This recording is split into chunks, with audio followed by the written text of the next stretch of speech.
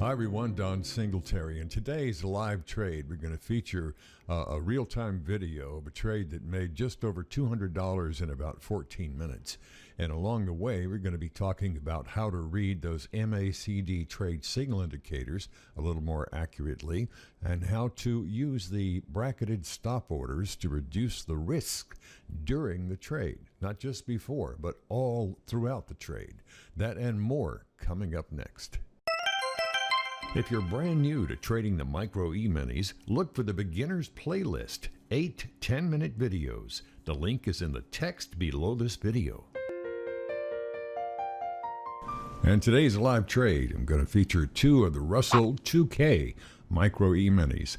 I shorted two contracts at 10:33 in the morning. Now this chart begins just a few minutes later, but you can see the sell signal in the bottom half of the page in the MACD pane. Green line below the red line, both well below that zero line there. And you can see I've sold at the tip of the blue arrow up there.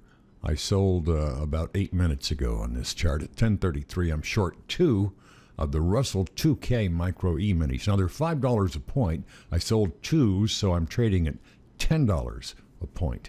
And as you may be able to see now, I'm already up about 21 bucks in the trade in the first few minutes. Picking a trade that doesn't have any drawdown all the way through has tremendous advantages. Now, you can't always know when this is going to happen, but the better you get at picking your sell signals, the more often that will happen. Now, as soon as I entered this trade, I went to the Trade tab in the Tastyworks software here. I selected the bracket order, and that brought up the what you see on the left half of the screen here. There are three parts to the bracket order. I've already initiated the trade. That would be the white square, and the stop loss is going to be in the red square up top.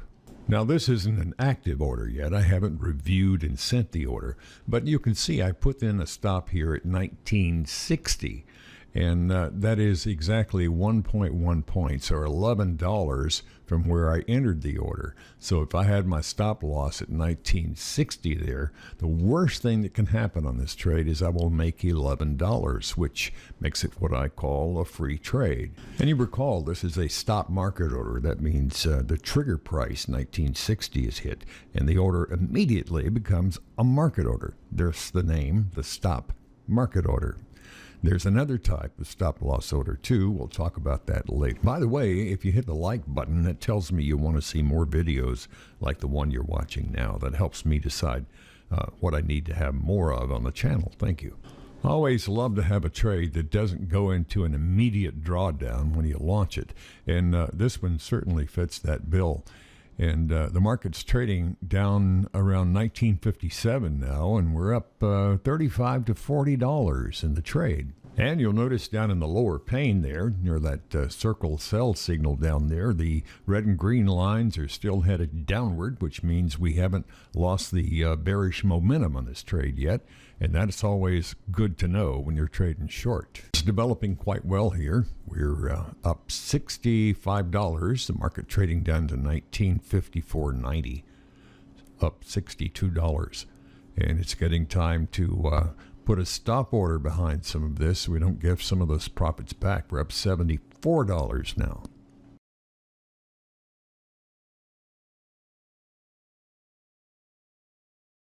Now we're up around $80, and I'm really wanting to put in a stop order here. We're up $110 now, 18 minutes into the trade, $120 up, 18 minutes into the trade, and it's time to put a stop order in here. So I'm going to change my stop loss trigger point to 1950 and enter this trade at about 10:53. So now I have a 1950 stop. So what does that mean? It means that I've locked in $111, 11.1 points at $10 a point. And the trade still goes on. The MACD is incredibly strong right now, so I don't want to put my stop too close, or I could get stopped out and not get all the profits out of this trade that I really want to. And it's already doing exceedingly well, so I don't feel a need to to move that stop very, very close down there. And to be clear, what I mean by that is downward momentum is so strong, I don't feel like I'm in danger of giving up a lot of these unrealized profits at this time. But that's something you constantly reevaluate. Here's my OCO order. I'm in the positions tab in Tastyworks. I'm up $189. I have a 1950 stop on this, and the market's trading at about 1941.70. This seems to be the trade that keeps on giving. I'm up $203 right now, 22 minutes into the trade at 10:55 a.m. I'm back to the full screen here now. You can see my 1950 stop and where I'm short up there at 1961.10. Here I am zooming in to click and drag my stop order down from 1950, and I decided to put it at about 1945. Now, 1945, I've locked in $161. That's the worst case scenario for this trade. It's been a fun trade, I got to tell you. Here I'm back to the positions tab on my Tastyworks screen. Just checking things out. We're trading 1938.60. I'm up $226, $230 almost in the trade right now. And I'm waiting to move that stop again if I get half a chance. And I think it's almost time. Now, what's going on here? I see I've got a $250 profit. Went up to $253 there. So I go back over to my click and drag to bring that stop down here. Watch me try to do it. And you're going to see that I'm a little bit indecisive about where to put it. That's because my eyes are watching the figure at the top there, the trade price, which is 1934 right now. And I'm trying to decide, do I want to go all the way down to 35 or keep it up around 40? Just how greedy am I going to get, or how afraid I am of giving back money I've already made? Well, I finally opted to put it somewhere around 1940. Close enough. And now I'm up 260, 273, 265. I'm just watching this trade, and of course, I wanted to go up even more, but it doesn't know what. Look at that, $305, $311. I think that's where it topped out at, $311. Now, that's an important figure. Remember that, $311, because I'm going to quiz you about it in about 30 seconds. I have my stop at 1940. I went all the way up to $311. Now I'm back down to $247. How long was that? 7 or 8 seconds, right? Now I'm down to under $240. And I'm always saying you have to, in this kind of trading, you have to make decisions before you have enough information to make a perfect decision. That's what you signed up for. That's why a lot of people fail at this trading. You can sit there. I've already watched $60, $70 I've given back because I didn't click the mouse at the perfect time. And of course, I'm thinking all the time, this has been a great trade. Maybe it'll run back up again. Or maybe it's just going to keep taking those profits that I made for working this 24, 25-minute time. And now I'm all the way back down from $311 to $220. And I'm not real happy I did that, but I'm not going to beat myself up because, like I said, you never have the information you need to make a perfect decision. And you have to make decisions before you get all the data that you would have after the trade. So you can't judge yourself in hindsight on that. You got to say, wow, what a great trade. I'm going to make some money here. What I can't believe is I've got that stop at 1940, and as you can see over in the right margin there, we're trading right at it. And this goes on for a while. Now, my stop's still at 1940. Now I'm up from 219. I'm back up to 240. And I'm just too greedy to go ahead and take all that because I'm afraid I'm going to miss something. FOMO, the fear of missing out. And you know what that makes me? Human. That's what. You just can't make a perfect decision in this kind of trading. but I've already drawn the line at 1940. And I know that whatever happens in about 25, 29 minutes, whatever it turned out to be here, I made over $200. And I can't be sad about that, right? And I'm not sorry about it at all. One of the things that I want to bring to your attention is something I do here on the channel. You see, from video to video to video, I'm using the exact same setup. I might be trading a different Micro E-mini, but I still keep my 5-minute candlesticks and my MACD, and my charting and everything is pretty consistent.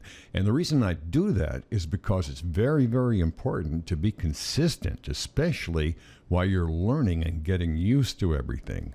Because if you switch systems, and a lot of people do this, it's a big mistake. If you switch systems, if you switch technical indicators and keep adding and subtracting them and changing your charting and varying the time, you don't have anything consistent that your brain can latch on to learn lessons. I mean, think about it. If you change the program every time you trade, how are you ever going to learn anything that you can consistently make money? Over time now, you'll gain experience and you'll put your own little tweaks and touches in there. That's fine. It's what you should do because we're all different and you have to find what works for you. I'm trying to get you in the ballpark. Now, let's do the debriefing on this trade. From 10:33 to 10:59, it was in there 26 minutes. Profit $211. Could have been more, but I got 68% of it. And that's not really a bad thing at 68%. Of course, we all want to trade perfectly, but that's impossible.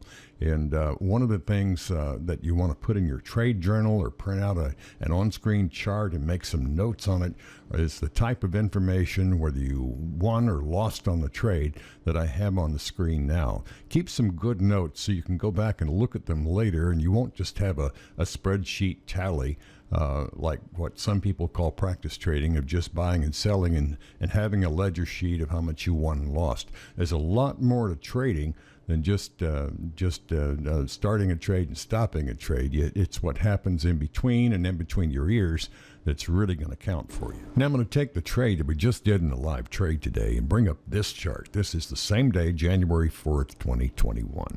And you may recall that first week of the year 2021 was very tumultuous in many ways, but never mind that for now. Now, I traded this trade right here. I'm going to highlight it in yellow from about 10:33 up until about 10:59. I sold at 1961.1 and then covered at 1940 when I was stopped out by my stop order for a profit of $211. Now, the reason I brought the chart up is because I want to talk some more about a kind of a big overview of the market. Let's see what the market did with the Russell 2K for the rest of the day after I got out of my trade. Were there any opportunities there? What can we learn from it? What are some observations that might give us a new way to think about studying the charts? So I'm going to highlight the time first of all. I got out at 11 o'clock and it goes all the way, as you see in the green, up till 4 p.m. Now the market closed about 1947 right there, and so it did backtrack, but you know, look, from about 1:20 until 4 p.m. the market did not go below 140 for that 2 hours and 50 minutes until the market closed. Now, if I really want to beat myself up, I could say, well, the market went down to 1920. I got out at 1940, so I left $200 on the table. I should have stayed there, but it wouldn't have been that easy.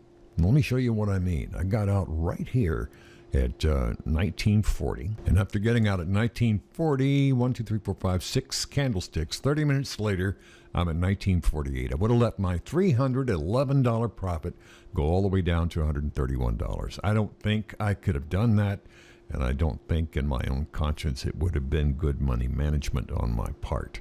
There's just no such thing as perfect trading, so you should never expect it. Now, let me give you the good news. The longer you learn to study these charts, to do the types of things mentally that we just went over here, just some different ways to think about trading, because the psychology of trading is what's going to make you a winner. It won't be a math formula. You know, here on the channel, you don't see us fanning $100 bills from our condo in Hawaii. Making hundreds and thousands of dollars on trade is possible, but not before you do a lot of work. The purpose of the channel here is to help make it affordable for home investors to learn. The operative there is an affordable way to learn how to day trade these futures. Then you can multiply. All you have to do is, instead of trading 1 or 2 contracts, trade 5 or 10, or go to a larger stock index futures. But this is the learning place. And once you gain your experience and your confidence, then all you have to do is scale up what you're doing. And your tolerance for larger amounts of money as you get more experience will grow. It usually freaks beginners out to be $300 behind in the first 5 minutes, which is what happened to me, and I tell that story in my book. The first trade I made with stock index futures, it cost me a week's pay in 30 seconds. I was a school teacher, and I really couldn't afford it. Not at all. So that's one of my motivations in bringing this channel to you. Be sure and subscribe so you can get the notifications for the new videos each week. And remember, the like button on this channel has a purpose. Click the like button only if you want to see more videos like the one you've seen today. This is a lot more fun than Las Vegas, and for most of us, it's a lot shorter and more affordable trip. And I really do enjoy bringing the videos to you. And the channel is supported by my book, which you'll find the book link below. And you can go to the Amazon listing and look inside to see the table of contents. Also, note that today's trades and all of the videos on the channel are done with Tastyworks. Tastyworks is a great broker for many reasons. I'll talk about that in other videos on the channel. But if you want more information on it, just go to the broker link, which is in the text below this video. And I appreciate that. I'm Don Singletary. I hope every day is a payday for you. And thank you.